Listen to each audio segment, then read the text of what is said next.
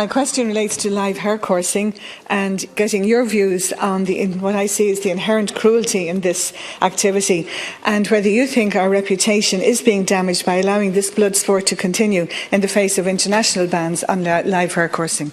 2 seconds, 2 minutes.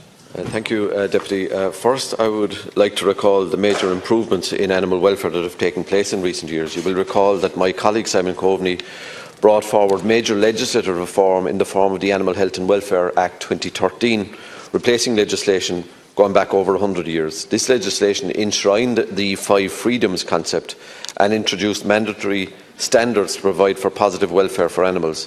I myself launched a new draft strategy on animal welfare in September. The strategy has recently undergone a public consultation, and the responses which are currently being examined have been very positive.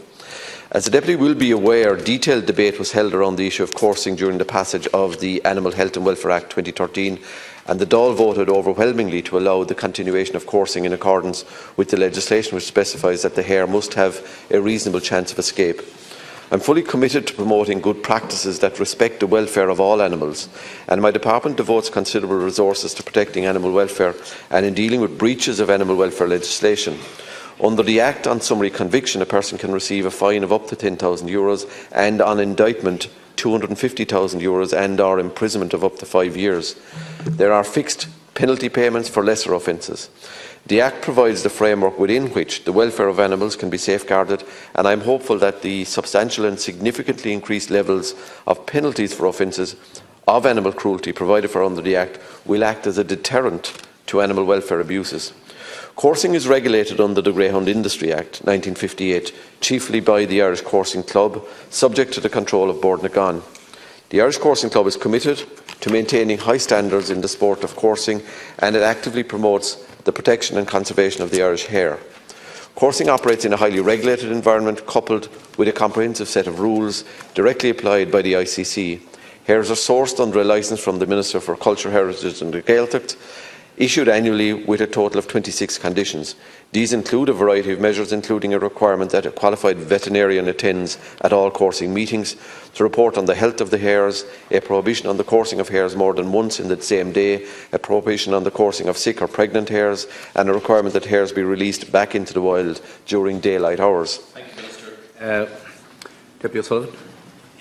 Minister, I'm actually tired of being told about the wonderful legislation, because it is wonderful in theory, but we have so many examples where it's not working. And I only have to mention puppy farms, the fox incident that you know all about because it was down in Cork, about badgers, the live hare coursing and fur farming. Now, hurling and camogie and basketball and rugby and soccer, they're sports. There's no glossing over the cruelty that is involved in live hare coursing, and we cannot call it a sport, because the evidence is there of the cruelty, where hares are being used as live bait for the dogs to chase. At the coursing meetings, those people who are attending are looking at the hares being terrorised, running frantically around the fields. They're being hard hit by the dogs. They're sent tumbling, flying up into the air, running around in circles, sometimes leaping over the dogs, trying to escape. There is evidence now about the hare being in danger, the numbers being in danger. So are we going to wait until it's like the curlew and the corncrake and they're in danger of extinction? The other point I would make is about the injuries to the dogs. And I'd love to know the numbers of greyhounds that are put down every year when they don't make the cut. But then, of course, we do have this industry of exporting greyhounds to countries with no animal welfare, and a recent account of 2 greyhounds going to Pakistan. Minister. Deputy, you will recall that in the context of coursing, this House voted overwhelmingly in 2013 with certain restrictions and conditions to facilitate the legal holding of coursing meetings. And our obligation is to make sure that those regulations are fully complied with. In terms of the licence issued and complied with the terms of the licence between both my department in terms of veterinarian attendance and compliance with the licence issued by Minister for the Culture, Heritage and the Gaeltacht. I mean, you digress then into a host of other issues. For example, badgers, you'll be aware the Department of Agriculture is moving towards a vaccination programme rather than a culling programme. Culling will still be an element of in certain areas, but there is a movement which I think is progressive. And like in the context of hare coursing, it is a highly regulated and much changed in this event than it was a number of years ago. As you're aware, greyhounds are muzzled now, so there is no slaughter of hares, as may have been the case previously. So I think it is highly regulated and it has the overwhelming support of the House here. Deputy O'Sullivan.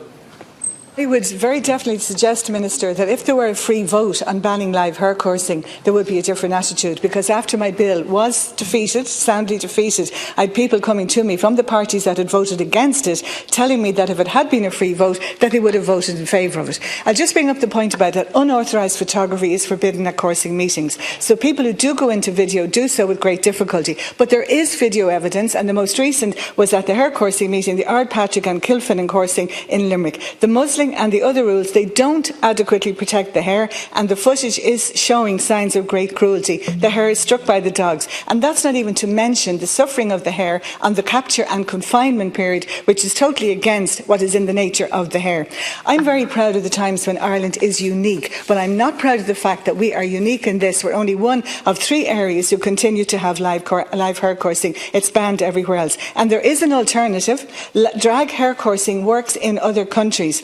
So if we're not even going to consider it here, then the only conclusion I can come to is that it's the cruelty in the sport that is attracting people. And I do think it's time to look at that. Survey after survey is showing that people do not want this activity. Minister, to conclude, please.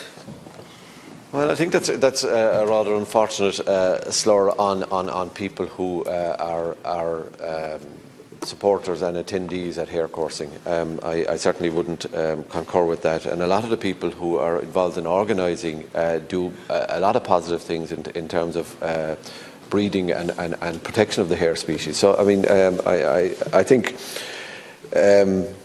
I just simply wouldn't agree with that analysis.